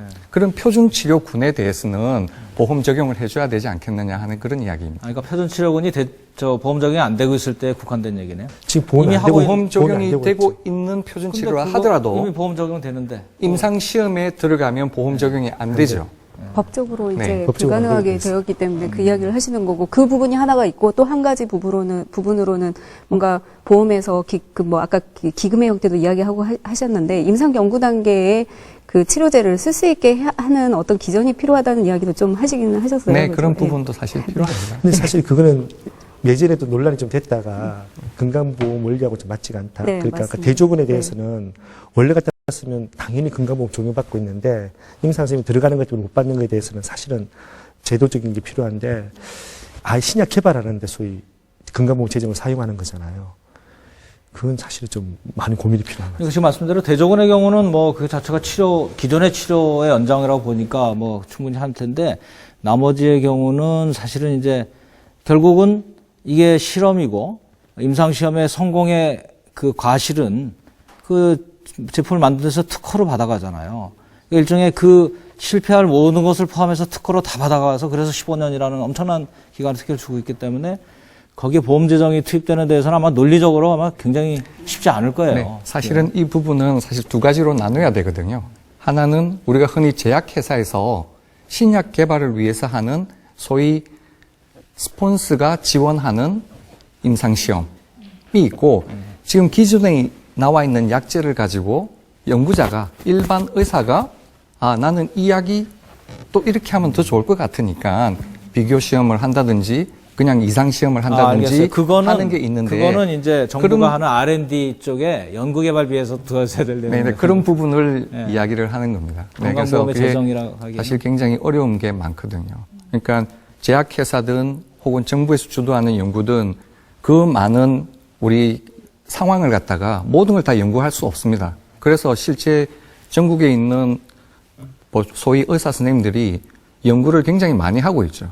그렇게 해서 실제 굉장히 효과를 증명을 해서 실제 쓰이고 있는 것도 있고 그렇지만 그런 부분이 누가 지원해서 하는 연구비가 없기 때문에 실제 그런 보험 재정에서 우리가 일부 혜택을 보지 않으면 실제 연구 자체가 힘들다는 걸 말씀을 드리는 겁니다. 네. 네, 사실 이제 4대 중증 질환 보장성 강화를 위해서 필요한 것들, 뭐 고가 치료비의 별도 기금 운영이라든지 지금 좀 전에 말씀하신 뭐 임상 실험 활성을 좀 정부에서 지원을 해주는 문제, 뭐 여러 가지 다양한 의견을 좀 나눠봤는데요.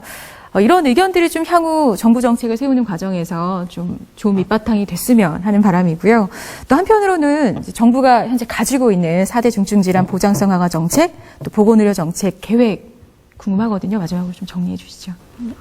네, 저희가 그 4대 중증 질환 보장 강화 계획을 지금 그 실행한 지 3년 차에 접어들었습니다. 13년부터 해서 15년까지. 그리고 저희가 거의 기본 계획상에 그 발표를 했던 그 주요한 항목에 대해서는 그 지금 로봇 수술을 제외하고는 거의 된 것 같아요. 저희 내부적으로는 그 이 급여 확대라든지 이런 부분들은 좀 많이 발성을 했다라고 생각을 하고 있고요.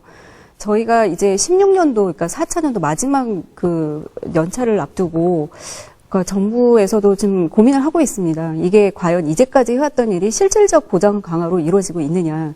가장 저희도 고민하고 있는 부분은 체감에 관한 부분이라서, 물론 환자가 만족하고 체감도를 높일 수 있는 영역에 있어서는 좀 더 적극적인 그 프로젝트가 좀 나와야 될 거라고 생각을 하고요, 내년도에. 그리고 또 한 가지는 또 제도적인 측면입니다. 그러니까 요약을 하면 사실 그 4대 중증 보장 강화를 하면서 그 지금 그 토론회, 오늘 토론회 중에 휙 지나가긴 했지만 선별급여 제도라는 거를 지금 처음 만들었거든요. 뭐냐면 그 비급여로 남아있을 때에는 급여로 되지 않는다는 거는 뭔가 비용 효과적이지 않다. 그러니까 임상적 효과성이 그 대체되는 항목에 비해서 우월하지 않다라는 것 때문에 남아있는 겁니다. 그래서 그런데도 불구하고 초기 신의료 기술, 최신 기술 같은 경우는 앞으로 곧 입증할 텐데 빨리 쓰게 해달라, 환자한테 빨리 적용해달라. 그러니까 약도 예외는 아닙니다. 그런 그 요구사항들이 있어서 그런 부분들을 저희가 뭐 임상시험이든 뭐든 뭐 이렇게 기존의 프레임에서 엮여가긴 좀 어렵지만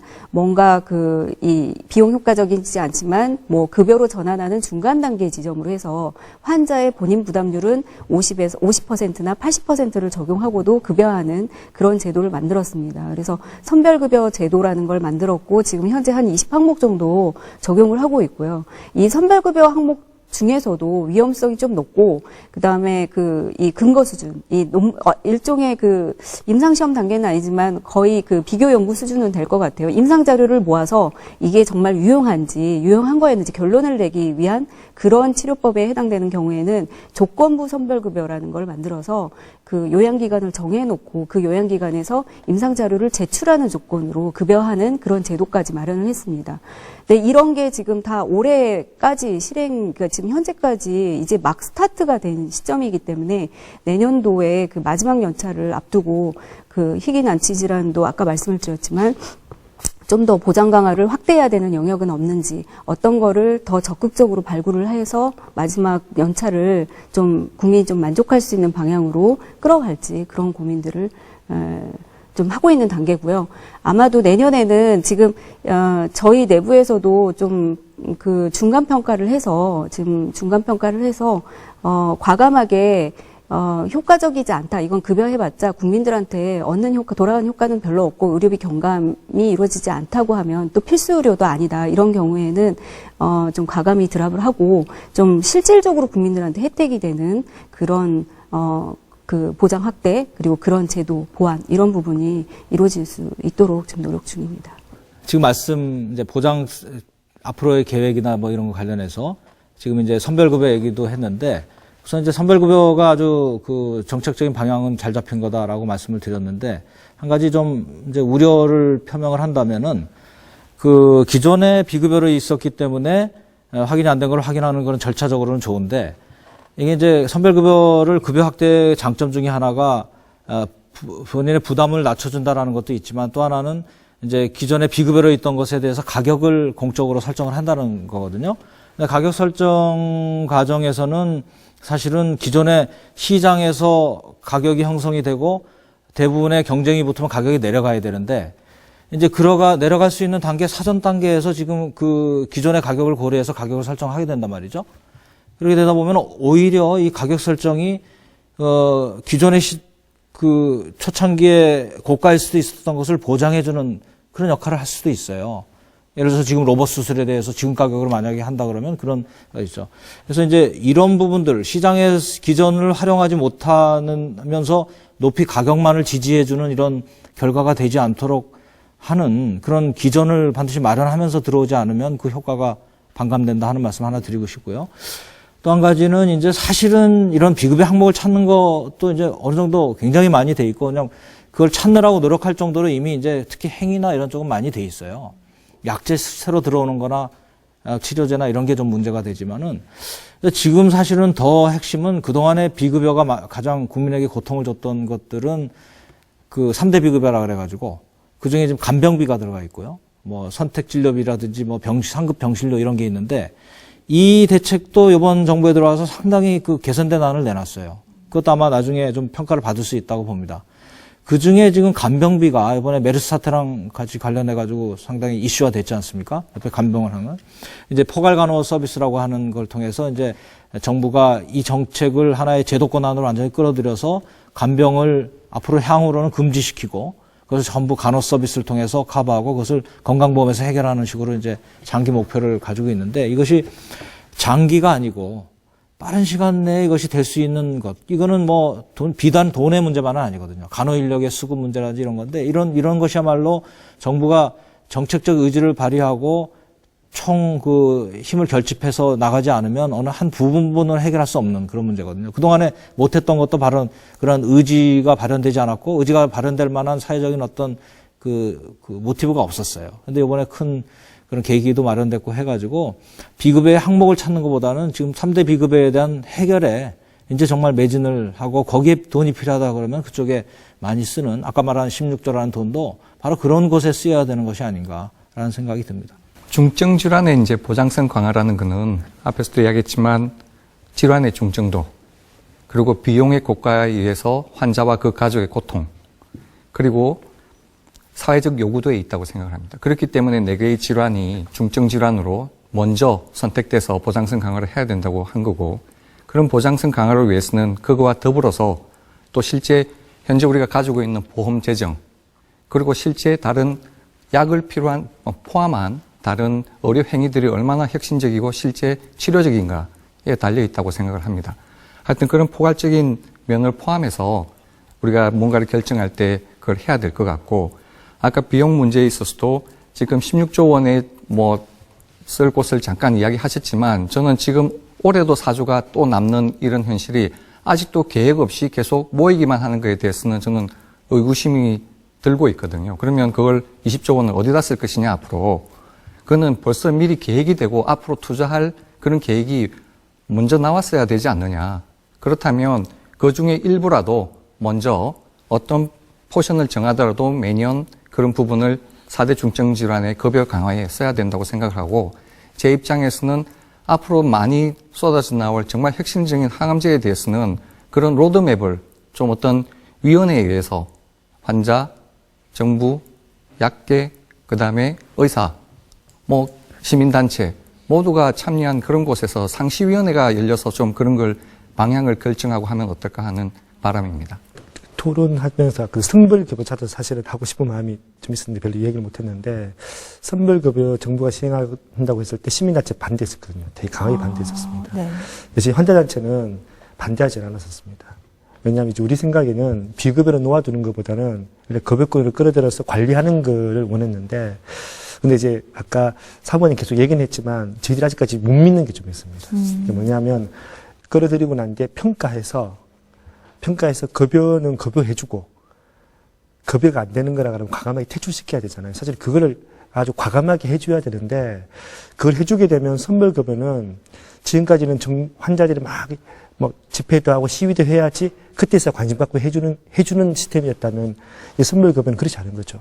정부가 모니터링해서 현장에서 많이 사용하고 있다. 근데 환자 부담도 많고 이 효과에 대해서 아직까지 검증이 안 됐다 했을 때는 정부가 바로 선별급여를 끌어들여서 일정 기간 평가해서 나중에 해줄 수 있는 그래서 능동적인 건강보험이 확대가 될 수 있어서 긍정적으로 보고 있고요. 근데 결국은 이제 평가해서 앞으로 어떻게 할 거냐가 아마 선별급여 제도의 성패를 좌우할 것 같고 또 한 가지는 마지막으로 이제 마무리 발언이라서 우리나라는 건강보험이 되면 일단은 접근권 문제가 해결돼요. 네. 일단은 보험만 되면 어쨌든 본인 부담이 뭐 20% 아니면 뭐 10%, 5%이거든요. 그래서 좀 아쉬운 게 뭐냐면 신속하지 않은 게 문제예요. 환자들이 가장 안타까움은 신속인데 신속하지 않은 부분이 있는 거거든요. 그래서 저는 정부가 정책에 이 신속이 정부나 학자 입장에서는 하나의 좋은 이게 정책 목표가 될 수 있을지는 모르겠지만 신속한 건강보험 적용이 됐으면 좋겠거든요. 그리고 지금의 이제 의약품 말고도 치료 재료나 이런 것들도 의학적 검증이 좀 필요할 수 있겠지만 좀 빨리 했으면 좋겠어요. 정부는 빨리 한다고 하지만 우리 마음에는 네, 느린 것 같고 2016년까지 과연 다 할 수 있을까 싶은 생각도 들 정도거든요. 그래서 좀 빨리 건강보험 급여화 정책을 좀 추진했으면 좋겠습니다. 네. 네 분 이야기 잘 들었습니다. 지금까지 4대 중증질환 보장성 강화 정책의 좀 현황을 살펴보고 또 정책의 올바른 방향성과 국민 의료비를 좀 낮추기 위한 방안들을 함께 이야기 나눠봤는데요. 사실 정부가 추진해온 그런 정책들에 대해서 기본적으로 다 좀 긍정적으로 평가하고 계시는 데는 공감하고 있는 것 같습니다. 그래서 오늘 나온 이 다양한 의견들이 정부 정책에 좀 잘 반영이 돼서 정책 수립하는 그 처음에 취지를 좀 잘 살려갔으면 하는 바람이고요. 또 이왕이면은 환자들이 좀 체감할 수 있는 방향으로 흘러갔으면 하는 바람입니다.